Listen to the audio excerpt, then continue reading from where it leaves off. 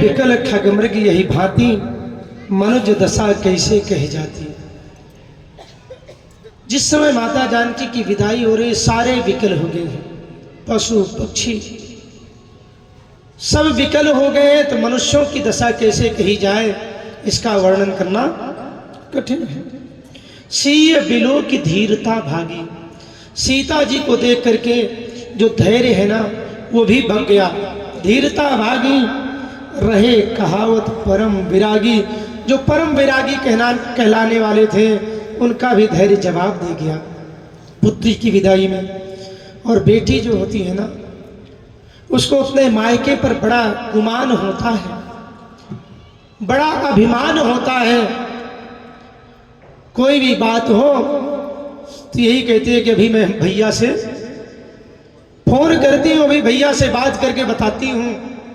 और इसका एक दर्शन करिए आप, महाभारत में जिस समय द्रौपदी का चीरहरण हो गया, भगवान ने आकर के लज्जा बचाई, उसके बाद की स्थिति है।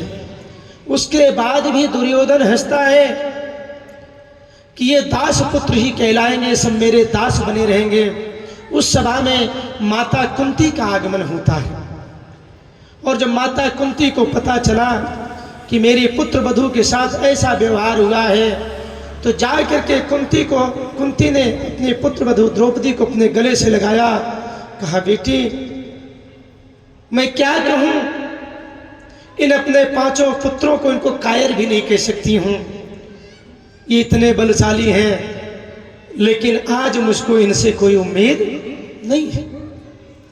उस माँ को अपने बच्चे से उम्मीद नहीं है।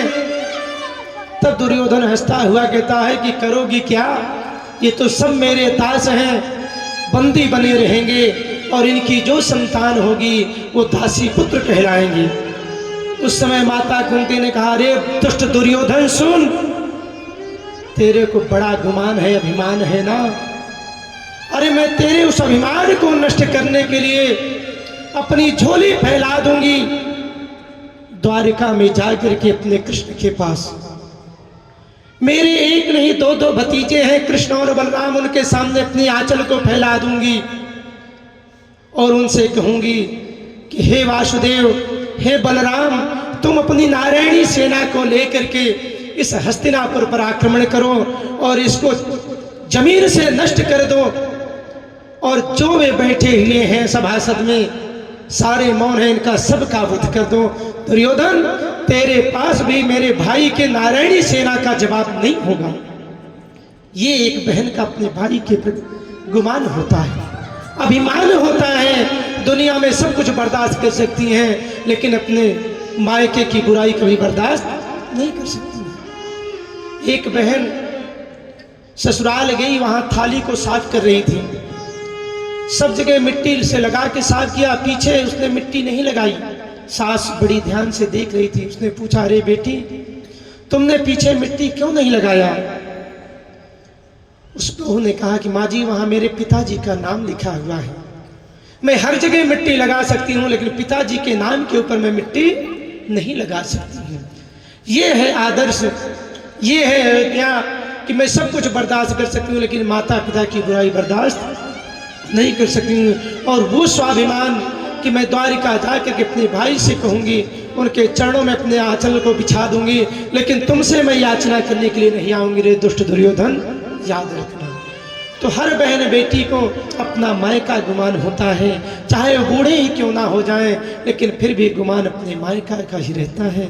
इसलिए माता और पिता का जो संबंध होता है, बहन बेटी का जो संबंध होता है, बड़ा अटूट संबंध होता है, और कभी भी जीवन में उसको भूलना नहीं चाहिए। वहाँ से माता जानकी की विदाई हुई और अयोध्या में जब पहुँचते हैं तो यहाँ बड़ा उत्सव मनाया जा रहा है। एक जगह पर दुख है, विदाई हो रही है, और एक जगह पर सुख है, वहाँ पर उत्सव मनाया जा रहा है। लेकिन महाराज दशरथ वहाँ की दशा को देख करके आए थे। आते ही तीनों रानियों को बुलाया और कहा, सुनो, बहू लड़कनी पर घर आई, रखियों ताई पलक की नाही। बहू लड़का है, पर घर में आई है, यहाँ के रीति रिवाज को नहीं जानती है। इसकी रक्षा कैसे करनी है? जैसे आँख की रक्षा पलक करती है। बस सास का मतलब होता है सास, सा को अलग करो, संधि विच्छेद करो। हमारे मास्टर साहब बैठे हैं सेवाराम जी, इन्होंने बहुत पढ़ाया है कि सास कैसे बनती है। भैया जान लो, जब सास को अलग करोगे तो एक तरफ हो जाएगा सह और दूसरी तरफ बचेगा आस। जो साथ साथ रहे आस वही है सास, जो छाया का काम करे वही है सास। तो महाराज दशरथ ने तीनों रानियों को बुलाया, कहा देखो ये बच्चे हैं, छोटे हैं, आए हैं, यहाँ के रीति रिवाज को नहीं जानते, इनकी रक्षा वैसे ही करनी है जैसे आँख की रक्षा पलक करती है। कोई भी चोट लगने वाली हो, कुछ गिरने वाला हो, पलक सबसे पहले गिर जाती है।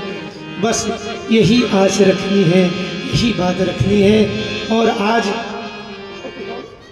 नहीं, अब तो 5:30 बजे समय हो चुका है, अवधपुर पहुंच गए हैं। कल भगवान का वनवास होगा, आज यहीं पर अपनी वाणी को विराम देंगे। आइए हम सब मिल करके एक छोटा सा कोई भजन सुना दो और फिर आरती करते हैं। जब से रामचंद्र भगवान की जय। और आइए हमारे परम आदरणीय श्री सेवाराम जी पधारे हैं, बहुत बहुत स्वागत है।